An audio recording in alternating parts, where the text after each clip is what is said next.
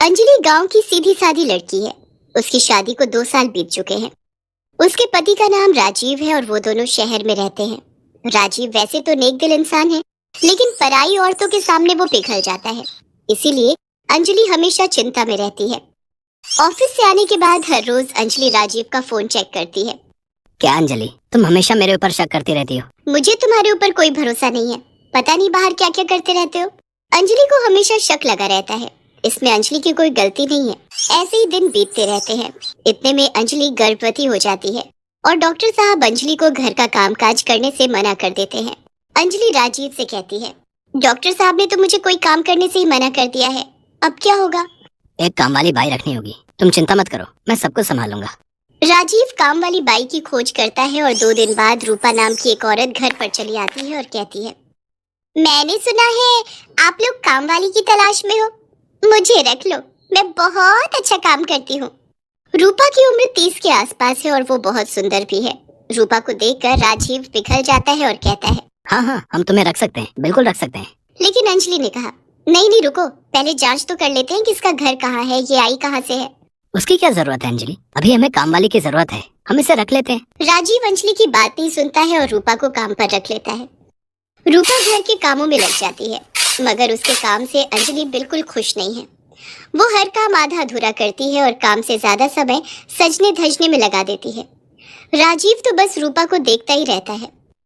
राजीव, अभी तक तुम तैयार नहीं हुए हो, आज ऑफिस नहीं जाओगे? नहीं अंजलि, आज अच्छा नहीं लग रहा है। अंजलि आराम करती रहती है और राजीव बैठकर पूरा दिन रूपा को देखता रहता है। अरे साहब, क्या देख रहे हो ऐसे? तुम्हें देख रहा हूँ रूपा, तुम कितनी सुंदर हो। ये सुनकर रूपा शर्मा जाती है और कहती है, ऐसे ना बोलो साहब, मालकिन सुन लेगी तो बवाल हो जाएगा। तो फिर आज रात को जब तेरी मालकिन सो जाएगी तब घर के बाहर चली आना, हम दोनों बहुत गप्पे लड़ाएंगे।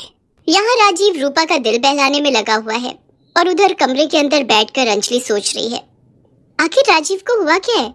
जो रोज ऑफिस जाने के लिए मरता था वो आज ऐसे ही घर पर क्यों बैठा है? कुछ तो गड़बड़ है। रात को अंजलि खाना खाकर सो जाती है। राजीव इसी के इंतजार में था।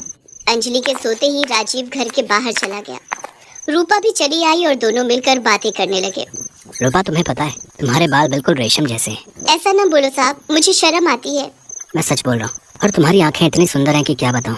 और तभी अंजलि आ जाती है और दोनों को रंगे हाथों पकड़ लेती है। अच्छा, तो ये चल रहा है यहाँ पर? मैं सो क्या गई, तुम यहाँ काम वाली के साथ गप्पे लड़ा रहे हो? अंजलि को देखकर दोनों घबरा जाते हैं। रूपा डरी हुई आवाज में कहती है, अब नहीं मालकिन, मेरा कोई दोष नहीं है, साहब ने ही मुझे बुलाया था। अरे हाँ अंजलि, मैंने ही रूपा को बुलाया था। असल में रूपा के पिता की तबीयत बहुत खराब है, इसलिए सोचा था कि उसे कुछ पैसे दे दूं।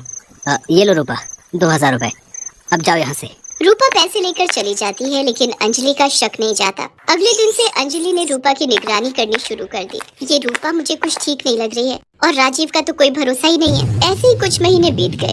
इन महीनों में राजीव रूपा पर पूरे तरीके से फिदा हो गया। उसने रूपा की तनख्वाह भी बढ़ा दी। रूपा भी काम चोरी करने लगी। एक दिन अंजलि ने देखा कि उसके कमरे से उसकी घड़ी गायब है। अंजलि ने इधर उधर ढूंढा, लेकिन घड़ी नहीं मिली। अंजलि ने कहा, घड़ी ऐसे तो गायब नहीं हो सकती, कल रूपा आई थी यहाँ, जरूर उसी ने ली होगी, उसके ऊपर मुझे पहले से ही डाउट था। अंजलि की बात सुनकर राजीव ने कहा, अरे नहीं अंजलि, रूपा इतनी बुरी भी नहीं है, तुम्हारी घड़ी कहीं गिर गई होगी। राजीव मानने को राजी ही नहीं कि रूपा ऐसा कर सकती है। उसके बाद से हर 2 दिन में घर से कुछ न कुछ गायब होने लगा। मगर राजीव ने रूपा को काम से नहीं निकाला, क्योंकि वो तो रूपा से प्यार कर बैठा था। अंजलि ने सोचा कि कुछ तो करना ही पड़ेगा, और इसके कुछ ही दिनों बाद अंजलि अपना पेट पकड़कर बैठ गई और जोर जोर से चिल्लाने लगी, आह, दर्द हो रहा है, पेट में बहुत दर्द हो रहा है। राजीव और रूपा दौड़ कर आए। राजीव ने अंजलि को अस्पताल ले जाने के लिए गाड़ी बुलाई और रूपा के हाथ में घर की चाबी देकर राहुल अंजलि को लेकर निकल पड़ा अस्पताल की तरफ। कुछ देर बाद अंजलि ने चिल्लाना बंद कर दिया और कहा, पेट दर्द ठीक हो गया राजीव, चलो अब घर वापस चलते हैं। लेकिन अभी तो तुम दर्द से तड़प रही थी। हाँ, मगर अब मैं ठीक हूँ, अब चलो घर वापस। ड्राइवर ने गाड़ी घुमा ली।